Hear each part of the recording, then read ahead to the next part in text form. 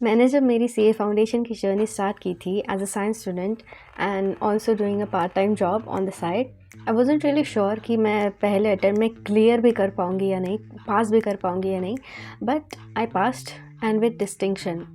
तो फिर ये ऐसी चीज़ है जो मुझे अगर आपने 6 महीने पहले बताई होती तो I would have been like no way, that's almost impossible, because मेरे तो कोई जान पहचान का भी नहीं था जो कॉमर्स के बैकग्राउंड से हो या फिर जो सीए कर रहा है या फिर any chartered accountant in my own family. मेरे एक्सटेंडेड फैमिली में भी कोई सीए नहीं है, so I didn't really have a lot of guidance as well, but I did it.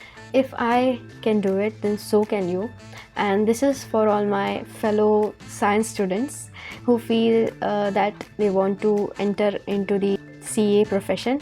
And उसके साथ साथ I will tell about my experiences, about what problems I faced as a science student, and बीच में tips भी है. So I have divided this video into 3 parts. The first part will be the problems I faced as a science student, and the second would be a little bit about my part-time job, and the third is the general questions. Only if you're a science student, watch the first part. If you're not, you can just skip to the third part itself. So as a science student, starting out में आपको बहुत confusion feel होता है, because I've been there, I've felt this confusion. You don't have to be perfect. आप अभी शुरू कर रहे हो, आपको अकाउंट्स का ए भी नहीं पता होगा तो फिर how can you expect yourself to be perfect? So one of the things science students face and which I know science students face is self doubt. होता है कि यू गेट क्वेश्चंस रॉन्ग, आपको logic ही नहीं समझता है, because say accounts is mainly logic, and अगर आपको उसके पीछे का लॉजिक ही नहीं समझ रहा है तो फिर you will probably get frustrated. But the good news is time है अभी। See what I did was, जो स्टार्टिंग का 1 महीना था, मतलब after my 12th board exam, मैंने थोड़ा सा प्रिपरेशन शुरू कर दिया था अकाउंट्स का बेसिक से। मैंने बस 11th और 12th के बेसिक्स अकाउंट के लेक्चर्स देखे थे यूट्यूब पे ही। मैं ऐसा नहीं बोलूँगी कि मेरी कॉन्सेप्ट क्लैरिटी एकदम क्रिस्टल क्लियर हो गई थी, बट मुझे थोड़ा सा आइडिया मिल गया था कि अकाउंट्स में होता क्या है। I am not saying again कि everyone has to do this step, because आप में से कुछ लोग ऐसे होंगे जिनको इतना टाइम भी नहीं होगा कि आप अभी जाके बेसिक्स फिर से देखो। But what I suggest is कि आप अभी फाउंडेशन का वैसे भी पढ़ाई कर रहे हो, एंड शुरुआत में तो आपको बेसिक्स सिखाएंगे ही, तो जैसे आपको बेसिक्स सिखा रहे हैं वैसे ही प्लीज़ अपना दिन में से टाइम निकालो और अकाउंट्स को ही दो बस। एंड मैं ये नहीं बोल रही हूँ कि बस लिखो लिखो लिखो लिखो, मत लिखो भाई, बट लॉजिक देखो। जो अकाउंट्स के पीछे जो आपका लॉजिक लग रहा है, क्यों एक जर्नल एंट्री में इसको डेबिट कर रहे हो और इसको क्रेडिट कर रहे हो, बहुत छोटी सी बात है, बट इसी से ही अपना सब बैलेंस बिगड़ता है। अगर ये ऐसे हुआ है तो ये ऐसा क्यों हुआ है, what is the logic behind this? This is the biggest and the most important tip I can give you. ये ऑफन टाइम्स ओवरलुक हो सकता है। In fact it is not easy for everyone कि आप बहुत जल्दी से डाइजेस्ट कर लोगे या फिर बहुत जल्दी से सीख पाओगे। अगर आपको बहुत स्टक फील हो रहा है, आपको समझ नहीं रहा है कि ये क्या हो रहा है, तो फिर प्लीज़ किसी फ्रेंड से, किसी रिलेटिव से, या फिर even random stranger on Discord से आप अपने डाउट्स पूछो। No matter how silly they are, trust me, no matter how silly your doubts are, उतनी हिम्मत बढ़ाओ and please ask your doubts. And you know, as a science student हमेशा अपने को कंपैरिजन फील होता है कि जो कॉमर्स स्टूडेंट्स रहता है वो 2 साल तक अकाउंट्स करते हैं, एंड यू नो 2 साल is a huge time, and अपने को लगता है कि we are behind somewhere, we are following behind. But the good news is कि साइंस स्टूडेंट होना ये बस एक आइडेंटिटी है, एंड जैसे आप अपने फाउंडेशन की जर्नी में आगे जाओगे, लाइक यू कैन से 3 to 4 months into studying for foundation, तो आपको रियलाइज़ होगा कि you have almost forgotten about your identity as a science student. अभी you are a CA foundation student, and please stay patient, you know, believe in yourself. मुझे इतना stress होता था accounts के बारे में, I kid you not, I used to cry when I get my questions wrong. So coming from that perspective, I never gave up. I think that is the biggest thing, that I never gave up. I still wouldn't say that I'm perfect in accounts, but मैं तो accounts का मेरा ऐसा था कि मैं at least pass भी हो जाऊँ तो it is a great thing, but I got good marks, and उसके वजह से I'm starting to trust in myself, believe in myself a little more, and I hope so you can too believe in yourself more, because एक science student की most biggest problem is self doubt and self belief थोड़ा कम होना। तो please believe in yourself, and trust me, passing CA foundation is easy. If you trust in your self and अगर आप committed हो अपने गोल के लिए तो फिर यार हो जाता है. Please do not worry about it. Okay. The second part, I worked as a part-time teacher for about 4 months right after my class 12th board exam. तो how did I manage both? The thing is कि as a teacher कुछ holidays वगैरह रहते हैं तो आपको वो of मिल जाता है, but certain times there are test, there are paper checking and all, उसके लिए कभी कभी आपको जागना भी पड़ सकता है.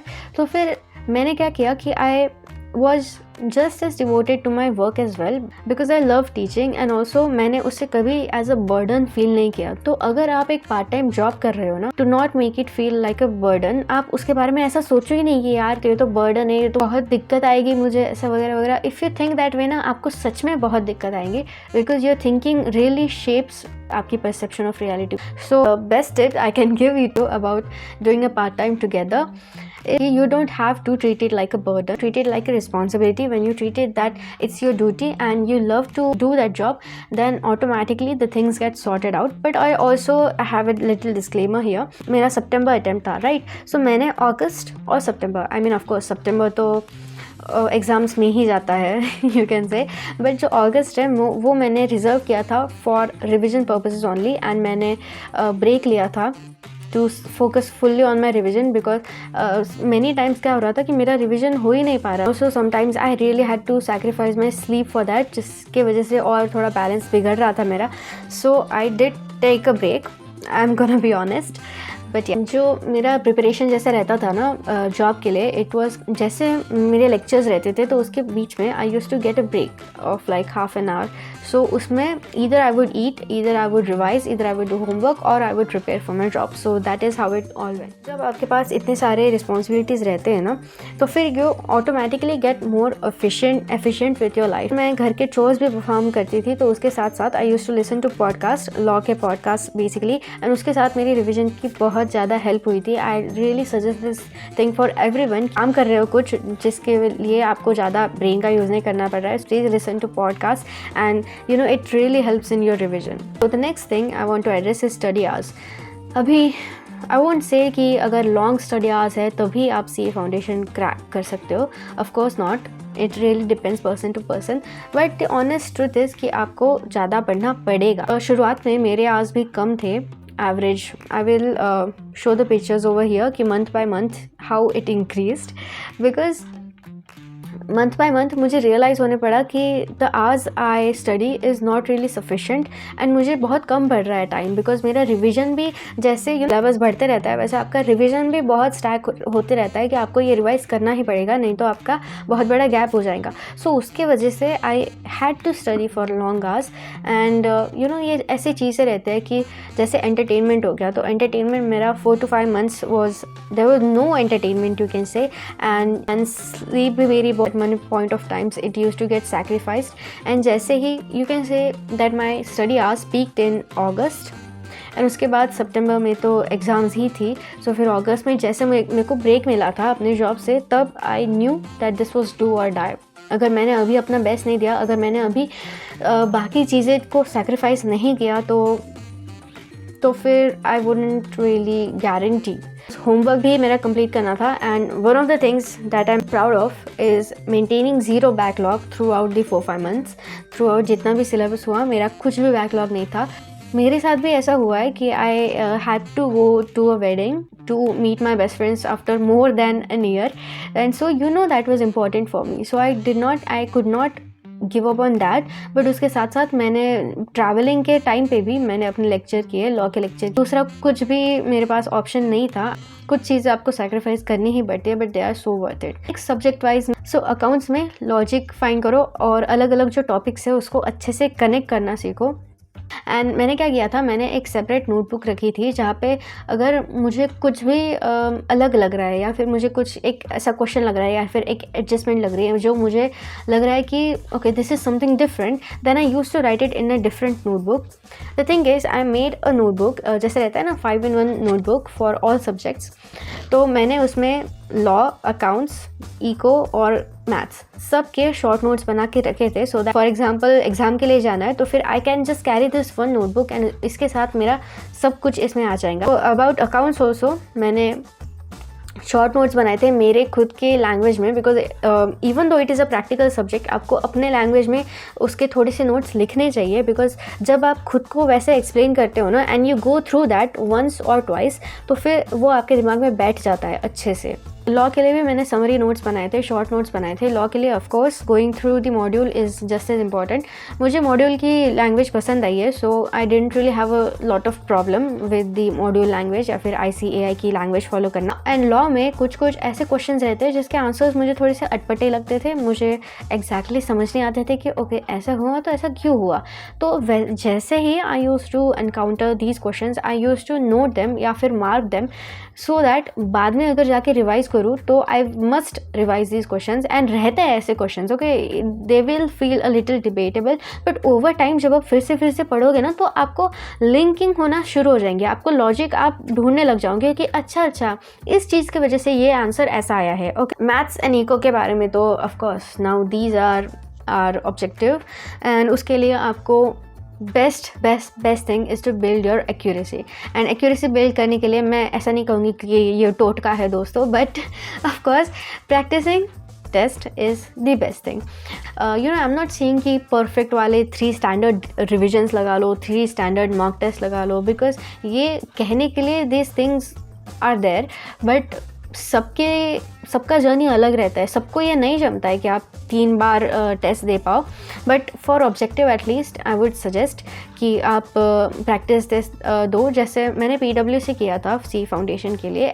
सो मैंने दोनों दिए हैं, स्पेसिफिक चैप्टर्स के भी, फुल मॉक टेस्ट के भी। एंड उसमें क्या रहता है, उसमें एक्यूरेसी आपको पता चलती है। As a personal experience I am telling you कि प्रैक्टिस टेस्ट में तो अच्छा करती थी, but I use to think कि अगर मेरी डायरेक्ट C फाउंडेशन की एग्जाम होती तो मुझे क्या प्रॉब्लम आता। I tend to overthink, really doubt कि ये मेरा आंसर तो ये आ रहा है, बट ये सच्ची में ये है क्या। So it sounds absurd, but one of the things I followed for maths and eco is कि I even in the exam center I treated it like a practice test, because मुझे पता है कि practice test में मेरी accuracy अच्छी आती थी, और अगर मेरी accuracy अच्छी आनी है तो I should not doubt my answers at all।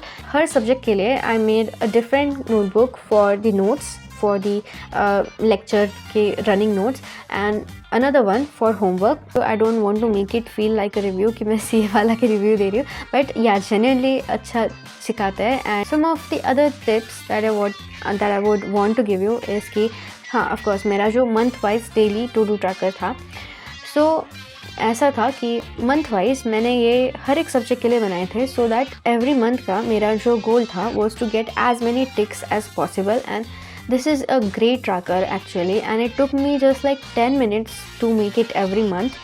And इससे क्या होता था कि आई यूज़ टू नो कि अच्छा मेरा कल ये लेक्चर रह गया, या फिर कल मेरा ये होमवर्क रह गया था। I would try to clear that, and इसके ही वजह से you can say that I had no backlogs, because I use to keep a track of all lectures. And जो भी मेरा लेक्चर बच गया है तो फिर I always use to do that with the highest priority, try कि आपके सारे लेक्चर्स टाइम पे हो रहे हैं एंड आपको वो समझ भी रहे हैं। It's trust in God's plan. तो अगर I got the chance to do everything once again, I mean of course I do not want to do it once again, no thank you, but if I had to start all over again, अगर मैं 6 महीने पहले जा सकती हूँ तो there are some things that I may have done different।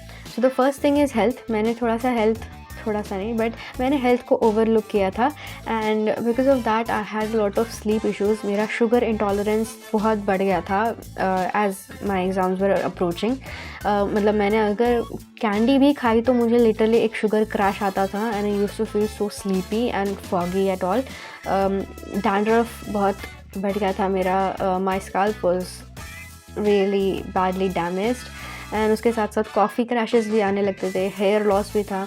सो ऐसी चीज़ें थी कि जो शायद थोड़ी सी कम हो सकती थी, बट अगेन मैं बात कर रही हूँ लाइक द फाइनल मंथ्स की, अगस्त और सितंबर। एंड अगस्त सितंबर के टाइम पे I knew it was do और die, so I could not focus on these issues. Notes के बारे में बात करूँ तो I think I could have not rewritten those notes. मतलब क्या हुआ था कि मैंने लॉ के लिए मतलब सेपरेट नोटबुक तो बनाई ही थी नोट्स के लिए, but I also made short notes, right. I also made short notes, summary notes की बात फिर से मुझे वो लंबे वाले नोट्स देखने की ज़रूरत नहीं पड़ेगी। But I do not suggest this to everyone कि आपको रीराइट करने ही पड़ना चाहिए, ऐसा कुछ नहीं है। Try to be smart with your notes. The final tips I would give you is कि अगर आपको रिवीजन करने का टाइम मिलना है तो प्लीज़ एवरी संडे जब आपको अगर लेक्चर्स ऑफ रहे तो ट्राई टू रिवाइज। एंड एक आधा अकाउंटेबिलिटी पार्टनर रखो जो आपको किसी पे ऐप पे वगैरह भी मिल सकता है, लाइक डिस्कॉर्ड।